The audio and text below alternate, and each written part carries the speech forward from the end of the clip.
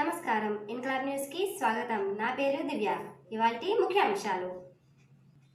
రంజాన్ సందర్భంగా ముస్లింలకు తెలంగాణ రాష్ట్ర ప్రభుత్వ ఆధ్వర్యంలో హైదరాబాద్ ఎల్బీ స్టేడియంలో ఇఫ్తార్ విందు ఏర్పాటు చేశారు. ఈ కార్యక్రమంలో ముఖ్య అతిథిగా పాల్గొన్న సీఎం కేసీఆర్ మాట్లాడుతూ మైనార్టీల సంక్షేమానికి రాష్ట్ర ప్రభుత్వం కట్టుబడి ఉందని స్పష్టం చేశారు.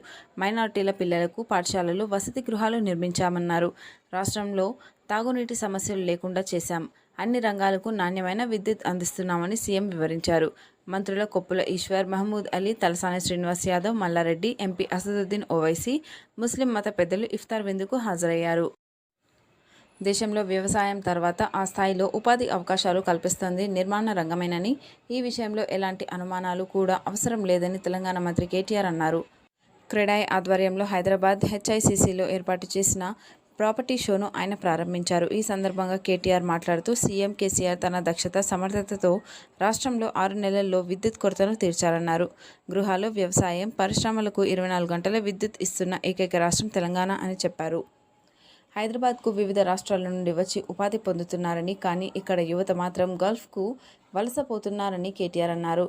చేసే పనిలో తేడా లేకపోయినా కుటుంబాలకు దూరం వెళ్తున్నారని, లోపం ఎక్కడుందని ప్రశ్నించారు. నిజామాబాద్, నిర్మల్, కామారెడ్డి, సిరిసిల్ల తదితర ప్రాంతాల నుండి గల్ఫ్ దేశాలకు వెళ్తున్నారని, ఇక్కడే ఉపాధి కల్పించేలా చొరవ తీసుకోవాలని క్రెడాయ్ ప్రతినిధులకు కేటీఆర్ సూచించారు. కార్మికులకు సంబంధించిన నైపుణ్య అభివృద్ధి కేంద్రాలను ఏర్పాటు చేసి శిక్షణ అందించేందుకు ముందుకొస్తే ప్రభుత్వం తరపున పూర్తి సహకారం అందిస్తామని చెప్పారు. అకాల వర్షాల కారణంగా తడిసిన, మొలకెత్తిన ధాన్యాన్ని కొనుగోలు చేయాలని టీపీసీసీ అధ్యక్షుడు రేవంత్ రెడ్డి డిమాండ్ చేశారు. వర్షానికి పంట తడిసిపోకుండా కనీసం టార్పాలిన్ పట్టాలు కూడా ఇవ్వలేని పరిస్థితి నెలకొందని విమర్శించారు. మే 6న వరంగల్లో నిర్వహించనున్న రాహుల్ గాంధీ సభ కోసం నాగార్జున సాగర్లో ఉమ్మడి నల్గొండ జిల్లా కాంగ్రెస్ సన్నాహక సమావేశం జరిగింది. కాంగ్రెస్ సీనియర్ నేతలు జానారెడ్డి, ఉత్తమ్ కుమార్ రెడ్డితో కలిసి రేవంత్ రెడ్డి పాల్గొన్నారు. ఈ సందర్భంగా ఆయన మాట్లాడుతూ రైతులను ఆదుకునేందుకు ఏం చర్యలు తీసుకుందో రాష్ట్ర ప్రభుత్వం చెప్పాలి. 7,000 ఐకేపీ కేంద్రాలు తెరవాల్సి ఉంటే 2,300 మాత్రమే తెరిచారు. రాష్ట్రంలో 15 కోట్ల గోనె సంచులు అవసరముంది. 8 కోట్ల గోనె సంచులకి టెండర్లు పిలిస్తే టెండర్లు వేసే దిక్కులేదు. సిరిసిల్ల, సిద్దిపేటలో అకాల వర్షాల కారణంగా లక్షలాది క్వింటాల పంటలు కలాల్లో తడిసి మొలకెత్తుతుంటే కనీసం పంటను కాపాడుకునేందుకు టర్పాలిన్లు కూడా ఇవ్వలేని పరిస్థితిలో రాష్ట్ర ప్రభుత్వం ఉంది. కల్లాల్లో తడిసిన ధాన్యాన్ని 1,960 గిట్టుబాటు ధర ఇచ్చి రాష్ట్ర ప్రభుత్వమే కొనుగోలు చేయాలని కాంగ్రెస్ పార్టీ డిమాండ్ చేస్తుంది అని రేవంత్ తెలిపారు. ఆంధ్రని గుర్తు చేశారు. ఏపీ పథకాలు తెలంగాణలో అమలు చేస్తామనడం విడ్డూరంగా ఉందన్న రంజిత్ రెడ్డి, తెలంగాణ పథకాలను దేశమంతటా అమలు చేస్తున్న విషయం గుర్తుకు తెచ్చుకోవాలన్నారు. దేశ రాజధాని ఢిల్లీలో బొగ్గు కొరత సమస్య నానాటికి తీవ్రంగా మారుతుంది. ఇదిలా కొనసాగితే విద్యుత్ సరఫరాలకు తీవ్ర అంతరాయం కలుగుతుందని, మెట్రో ఆసుపత్రులకు కూడా కరెంటు సరఫరా నిలిచిపోతుందని ఢిల్లీ ప్రభుత్వం కేంద్రాన్ని హెచ్చరించింది. తక్షణమే రాజధానితో విద్యుత్ ప్లాంట్లకు బొగ్గు సరఫరాను పెంచాలని కోరింది. ఈ మేరకు విద్యుత్ శాఖ మంత్రి సత్యేంద్ర జైన్ కేంద్రం ప్రభుత్వానికి లేఖ రాశారు.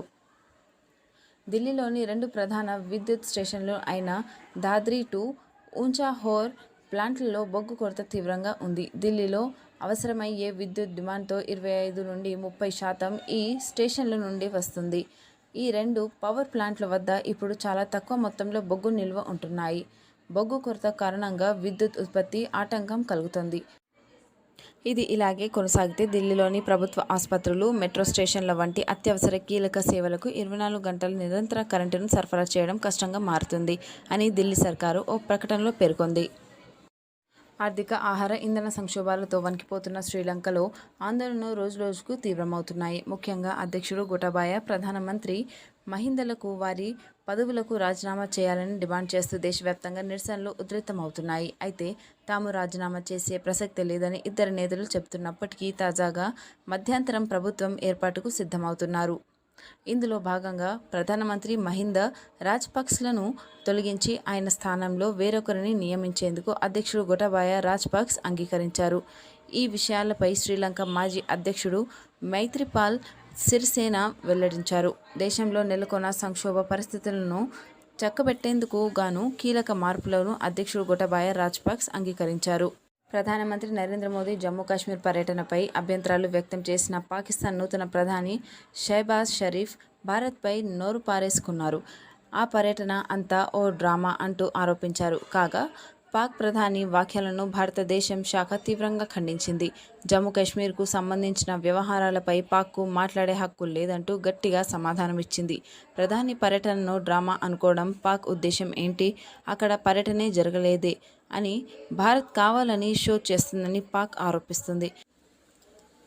జమ్మూలో ప్రధానికి లభించిన ఘన స్వాగతం, పలు అభివృద్ధి ప్రాజెక్టులకు శంకుస్థాపన చేసిన ఫోటోలు, ప్రధాని పర్యటనపై రేకెత్తిన అనుమానాలకు సమాధానాలు. జమ్మూ కాశ్మీర్లో జరిగే వ్యవహారాలపై స్పందించేందుకు పాక్కు ఎలాంటి హక్కు, స్థాయి లేదు అని విదేశాంగ శాఖ అధికార ప్రతినిధి అరింధమ్ బాగ్చి దయాదీకి కౌంటర్ ఇచ్చారు. గత ఆదివారం ప్రధాని మోదీ జమ్మూ కాశ్మీర్లో పర్యటించారు. ఈ సందర్భంగా చీనాబ్ నదిపై 2 జల విద్యుత్ ప్రాజెక్టులతో పాటు పలు అభివృద్ధి పనులకు శంకుస్థాపన చేశారు. సెమీకండక్టర్ సాంకేతికల రంగాల్లో పెట్టుబడులకు భారత్ ఆకర్షణీయంగా గమ్యస్థానంగా ఉందని ప్రధానమంత్రి నరేంద్ర మోదీ పేర్కొన్నారు. 2026 నాటికి దేశంలో సెమీకండక్టర్ల వినియోగం $80 బిలియన్ దాటనుందని, అదే 2030 నాటికి $110 బిలియన్ చేరుకుంటుందని వెల్లడించారు. బెంగళూరులో ఏర్పాటు చేసిన 3 రోజుల సెమికాన్ ఇండియా కాన్ఫరెన్స్ 2022ను శుక్రవారం ఆన్లైన్ వేదికగా ప్రారంభించిన మోదీ ఈ మేరకు ప్రసంగించారు. 130 కోట్లకు పైగా పౌరులను అనుసంధానం చేయడానికి భారత్ అనేక డిజిటల్ మౌలిక సదుపాయాలను నిర్మిస్తుందని ప్రధాని మోదీ అన్నారు. ఆరోగ్యం, సంక్షేమం మొదలు పాలనలో అన్ని రంగాల్లో డిజిటల్ టెక్నాలజీ వినియోగిస్తున్నట్లు చెప్పారు.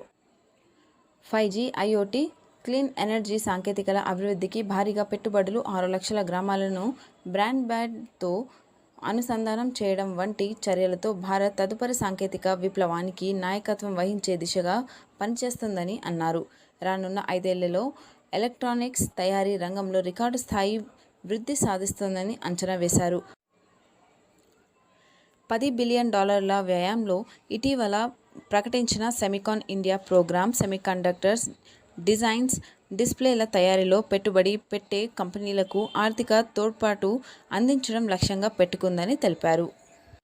దేశంలో కరోనా వ్యాప్తి పెరుగుతూ ఉండడం ఆందోళన కలిగిస్తుంది. వరుసగా 2 రోజులు కొత్త కేసులు 3,000కు పైనే నమోదవ్వగా క్రియాశీల కేసులు 17,000 దాటడం కలవరపెడుతోంది. 24 గంటల వ్యవధిలో దేశవ్యాప్తంగా 4,73,635 మందికి వైరస్ పరీక్షలు నిర్వహించగా 3,377 మందికి పాజిటివ్ అని తెలిసింది. క్రితం రోజులతో పోలిస్తే కొత్త కేసులు స్వల్పంగానే పెరిగినప్పటికీ రోజువారీ పాజిటివిటీ రేటు 0.71% చేరడం గమనార్హం. ఇదే సమయంలో 2,496 మంది కోవిడ్ నుండి కోలుకున్నారు. దీంతో రికవరీ రేటు 98.74%గా ఉంది. ఇక కొత్త కేసులు పెరగడంతో క్రియాశీల కేసులు మళ్లీ పెరుగుతున్నాయి. ప్రస్తుతం దేశవ్యాప్తంగా 17,801 మంది వైరస్తో బాధపడుతూ ఉండగా యాక్టివ్ కేసుల సంఖ్య 0.4%గా ఉంది. నిన్న మరో 60 మంది వైరస్తో ప్రాణాలు కోల్పోయారు. ఇవాల్టి వెండి మరియు బంగారు ధరలు మీకోసం 22 క్యారెట్ల స్వచ్ఛమైన 10 గ్రాముల బంగారు ధర 48,550కు చేరితే 24 క్యారెట్ల స్వచ్ఛమైన 10 గ్రాముల బంగారు ధర 52,960కు చేరింది. మరియు కిలో వెండి 64,000 వద్ద ఉంది. ధన్యవాదములు. మా ఈ ఛానల్ని ఎవరైతే సబ్స్క్రైబ్ చేయలేదో వాళ్ళు ఇప్పుడు సబ్స్క్రైబ్ చేసుకోండి. పై ఉన్న బెల్ ఆప్షన్ని క్లిక్ చేయండి. Thank you. Take care. Good bye.